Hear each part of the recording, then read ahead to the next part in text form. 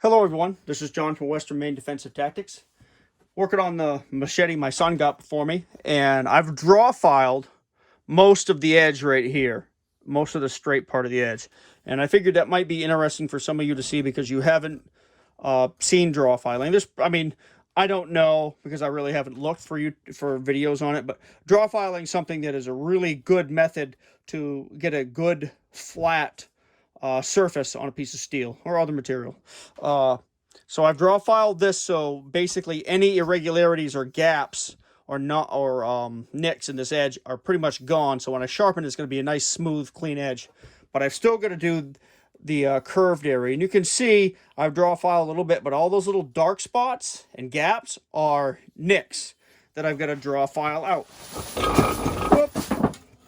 And a bunch of brass just fell out from under the bench. So when you draw file, it was a machete tipped over, and took brass with it. We'll just fix this up. Excuse the noise. The shop is a crowded place sometimes. You take a file, put the tail end in your left hand, hold it at a 90-degree angle, and pull straight back towards you like that. And then you can sometimes, depending on what I'm working on, I'll use the same area of the file again, and sometimes I'll move it. Sometimes I'll flip the file over and let the chips fall out. Also, around here someplace, I have a file card, which is a brush that you use to clean your chips out. Some people will just file it. I use it like that to brush the chips out of the teeth of the file. But anyway, you draw a file like so. And I'm going to do this portion here, then I'm going to choke up again on, or let's say, instead of choke up, to be more precise, I'm going to move the machete in the vise to get a better shot at the tip. See, I've got a nick right here that's got to be straightened out. This also is, I think, better than a grinder because this blends in to the edge, blends this area in with the edge of the machete a little better, because I'll reach back here a little further. I'm not always reaching back to the same exact spot. I'm feathering out a little bit. So again, it blends it in a little better, so you don't have like a big low spot where I'm sitting here and just filing back and forth trying to get that nick out, you know? And a lot of times, truthfully, when I get nicks in blades, I don't always go after it to get the nick out. Sometimes I'll just wait and let that nick just come out over several sharpenings, because it puts a lot of wear on your blade. Talking basically knives, but machetes are consumable wear items too. So this is looking pretty decent here. I'm not sure what you can see on the camera here, but see, you're getting there's pretty much full thickness right here, but you can see right here that there's a little thin or narrow spot, however you want to express it, but that's looking pretty good. The advantage of working with really thin steel like this, because this is probably a 16th, 32nd, I don't know, it's pretty thin. Blend that in a little bit.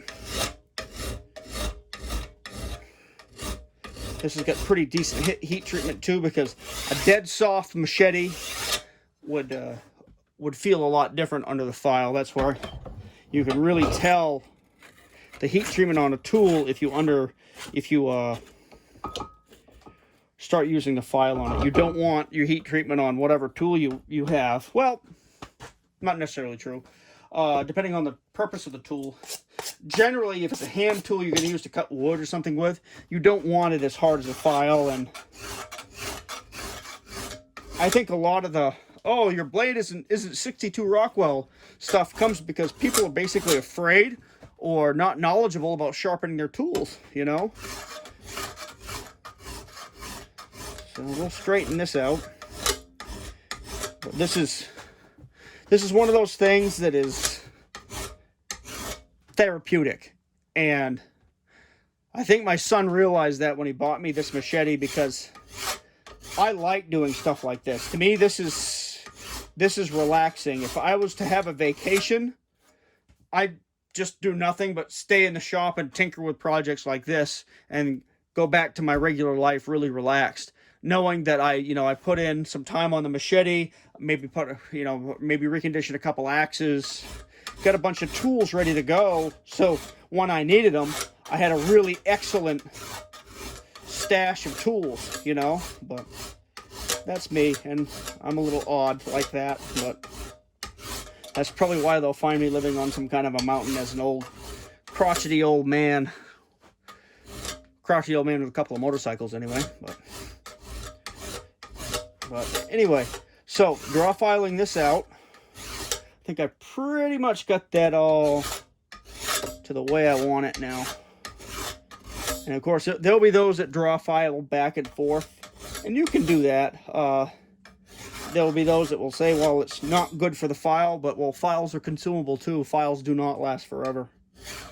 And files are actually a tool that came to me later in life, because all the files around the farm when I was growing up were rusty and dull, and I was quite a bit older until I realized what a good tool a file was.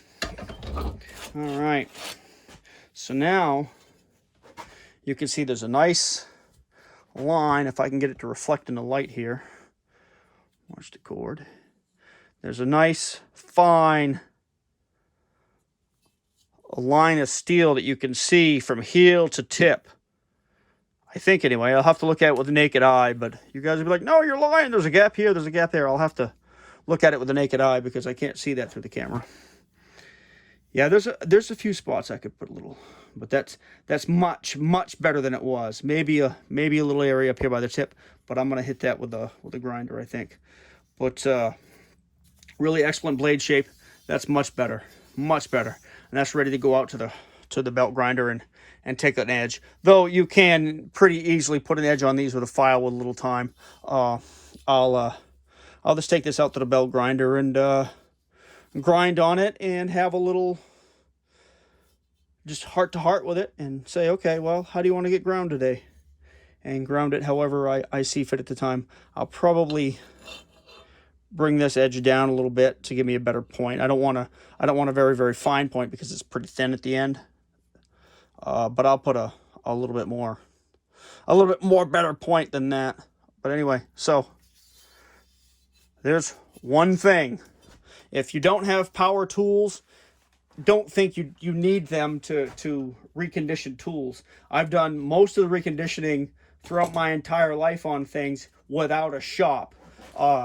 With a shop, it's easier, but you can still do it without a shop if you just have some tenacity and you're not afraid to put in little work. But think about it. All the tools that I've added, added to my collection. A lot of them have been used that I find at yard sales and in junk shops and wherever. I mean, if you look, there's a bunch of axe heads I have to do, or hatchet heads I find. And I don't think I paid more than $5 for any one of those hatchet heads. Some of them I found on the dump for free. So look around out there at yard sales. There's still really great deals to be had. And my son found this, I don't know, within the last few weeks, I think. So anyway, thanks again for the machete, Zach. And I'm going to do a little video series on this with the little things that I do to it to spruce it up so you guys can kind of see what it looks like. And though, to be clear, I actually did quite a bit of sanding on this with just a sanding block just to get the rust off it. And then I put a little oil on it. But anyway, that's it for this one. See ya.